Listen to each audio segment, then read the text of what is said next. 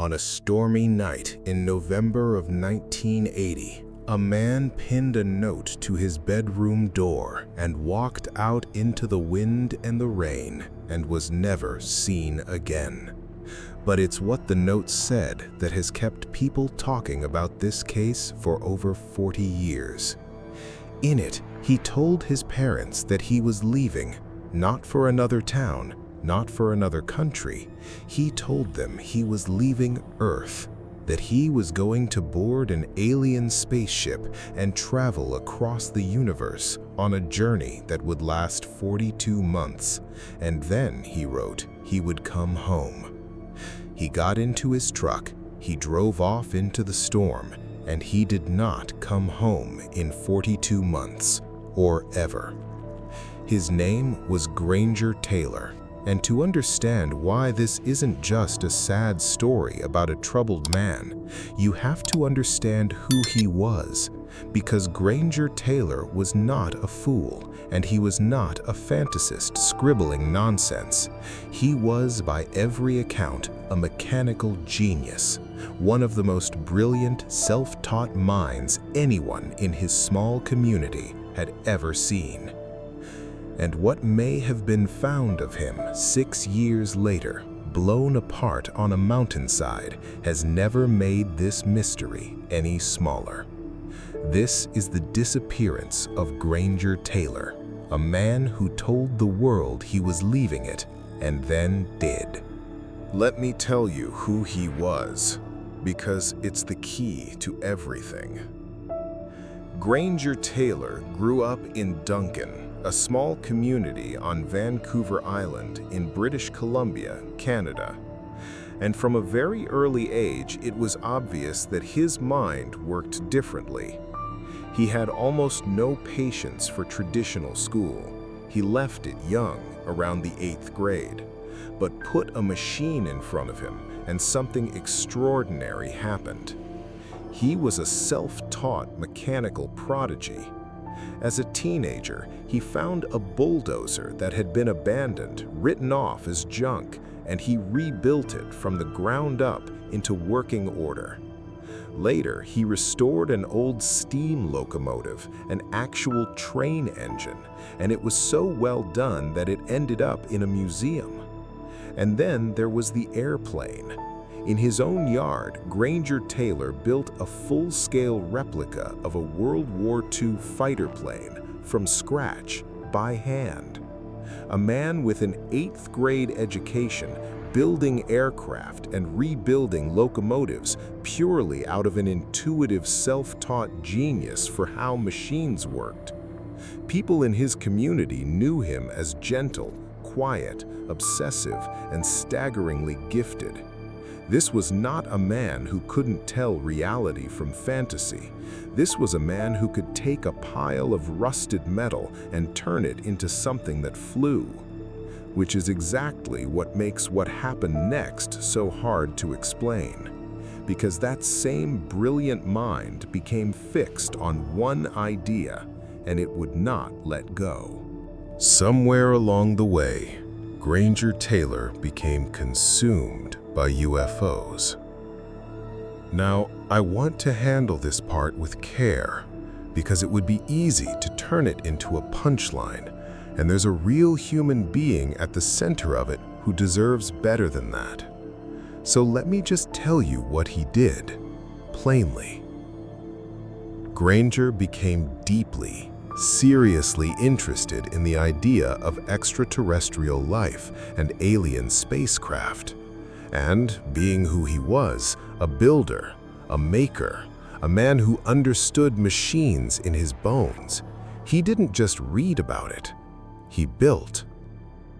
In his yard, he constructed his own flying saucer out of 2 large satellite dishes joined together. He'd sit inside it. It became a kind of retreat, a place he'd go.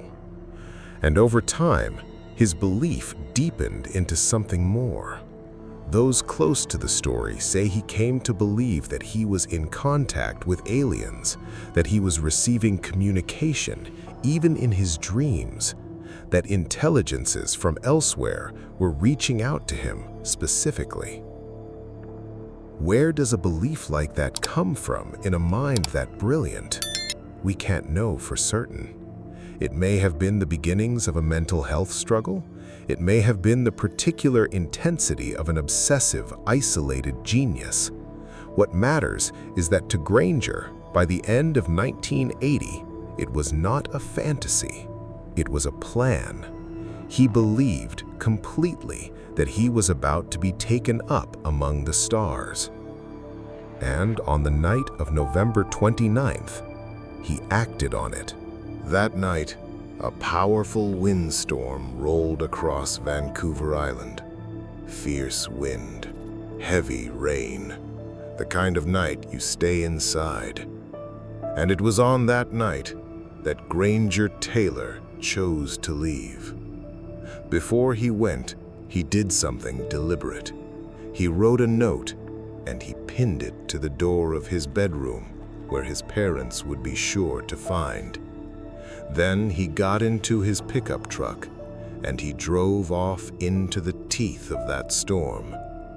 That was the last confirmed sighting of Granger Taylor, a set of taillights disappearing into the wind and the dark.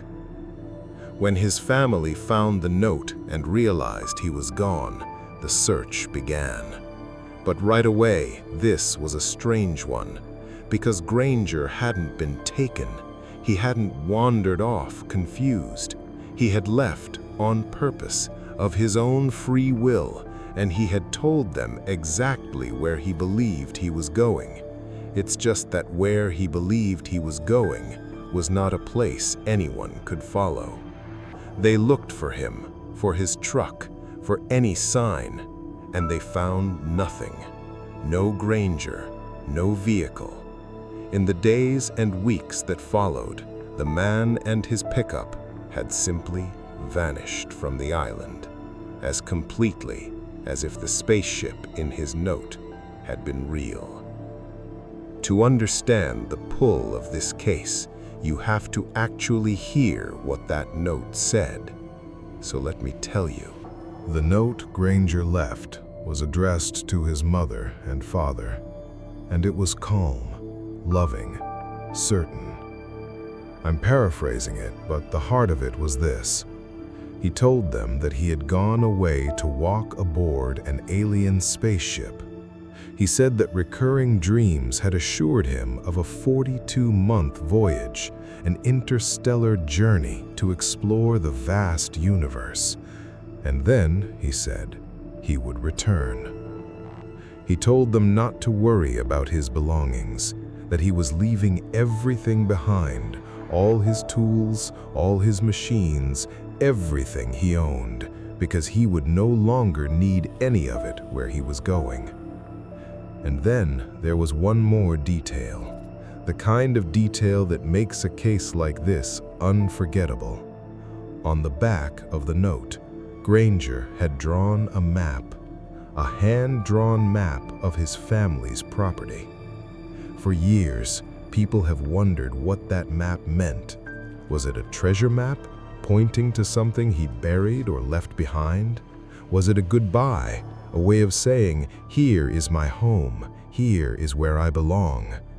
Was it meaningless, the doodle of a distracted mind?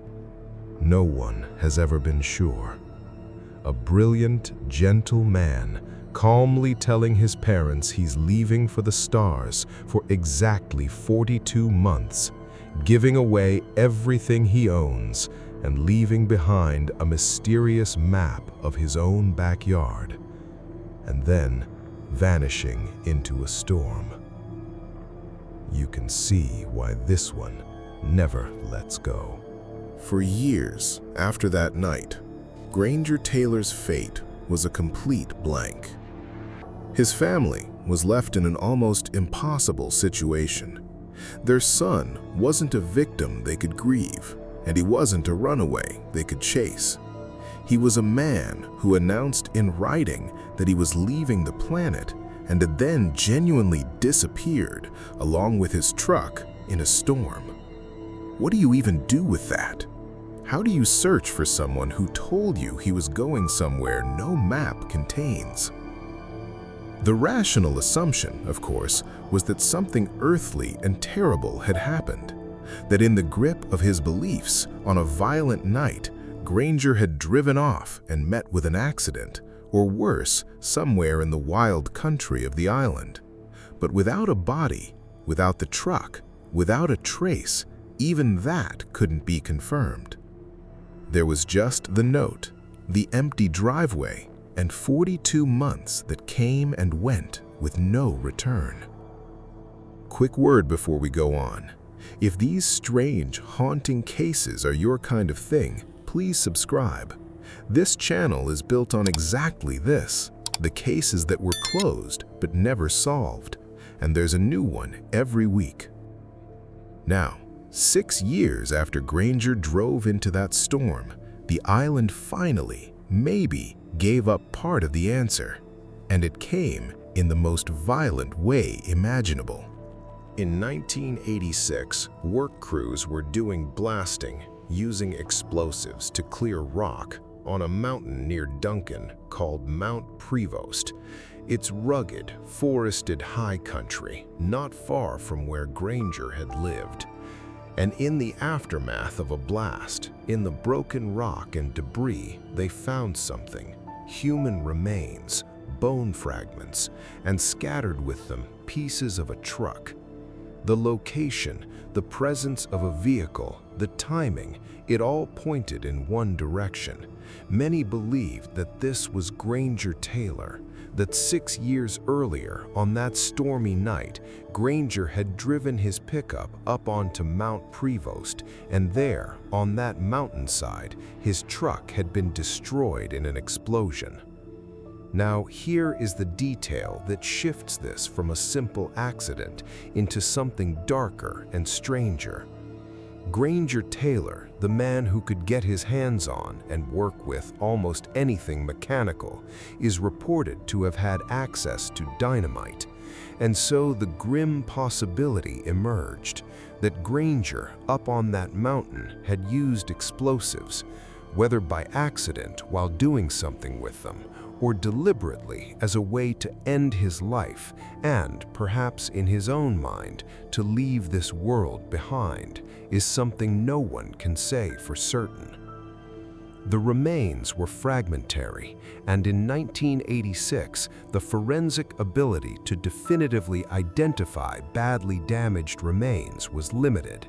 So even this, even the bones on the mounting, could never be conclusively, officially confirmed to be Granger Taylor. So where does that leave us? With a maddening, tragic almost. The remains on Mount Prevost are most likely Granger. The truck, the location, the timing all fit. If you want a rational, earthly answer to what happened to him, it's very probably this: that a brilliant, troubled man drove up a mountain in a storm and died there in an explosion 6 years before anyone found what was left.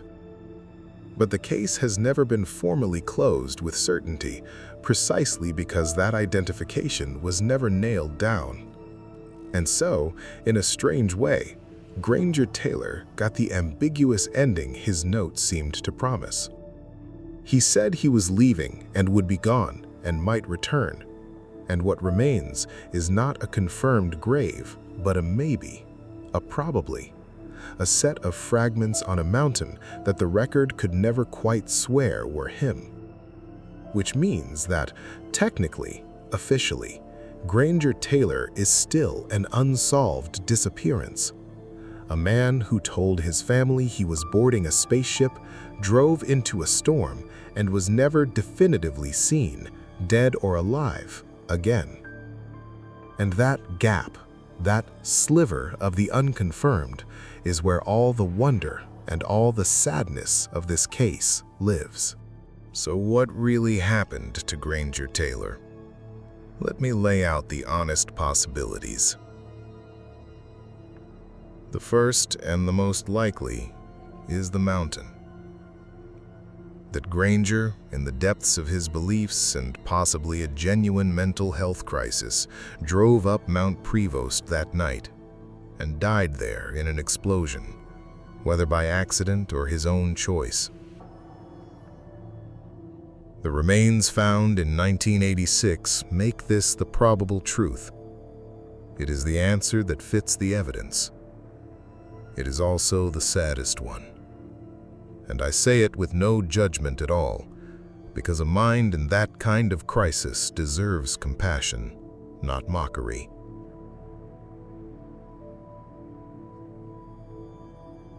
The second is simply that we don't fully know, because that identification was never confirmed. Some part of the story remains genuinely open and always will, unless those remains are one day definitively tied to him. And then there is the third, the one that keeps this case alive in the world of the unexplained, the possibility, entertained by believers, that Granger meant exactly what he wrote, that he did not die on that mountain at all, that whatever he believed was reaching out to him was real. It is not where the evidence points, but it is what he told us in his own hand on that note pinned to his door. And there is something about a genius so certain, so calm, so specific, that makes people unwilling to fully close the book. Every version leaves the same ache. A brilliant man gone into a storm, and a family left with a note, a map, and a maybe. I want to bring it back to the person before we finish, because Granger Taylor is so easily turned into a joke or a spooky story, and he was neither. He was a genuinely gifted human being, a man who with almost no formal education taught himself to rebuild locomotives and construct aircraft, who saw the workings of machines with a clarity most of us will never have. He was by all accounts gentle, kind, quiet, loved by the people who knew him. Whatever took hold of his mind at the end, whatever led him to that note and that storm, it doesn't erase the brilliance and the goodness that came before it. And there was a family, parents who woke up or came home to find a note on a bedroom door telling them their son had left for the stars, who had to live the rest of their lives inside a question that had no clean answer. Not a grave to stand at, not a certainty to hold, just a probably on a mountain and 42 months that never brought him back. That's the real story of Granger Taylor. Not aliens, not a punchline. A brilliant, struggling man who believed with his whole heart that something out there wanted him, and who drove off into a storm to meet it and never came home. I hope, wherever he ended up, he found the vast and quiet universe he was looking for. So I'll leave it with you the way I always do. What do you believe happened to Granger Taylor? Do you think the remains on Mount Prevost were his? That a troubled, brilliant man died on that mountain in the storm? Do you think the truth is simply lost in the gap where the identification was never confirmed? Or is there a part of you, however small, that wonders about the note and the 42 months, and what a mind that gifted might have known? Tell me in the comments. I read them. And on this one, be kind, because there's a real person and a real family at the heart of it. I'm Gravenfield, the cases that were closed but never solved. If you made it this far, you understand exactly what this channel is. Subscribe, and I'll see you in the next one. Take care of yourselves out there, and look up every now and then. You never know what someone else swore they saw.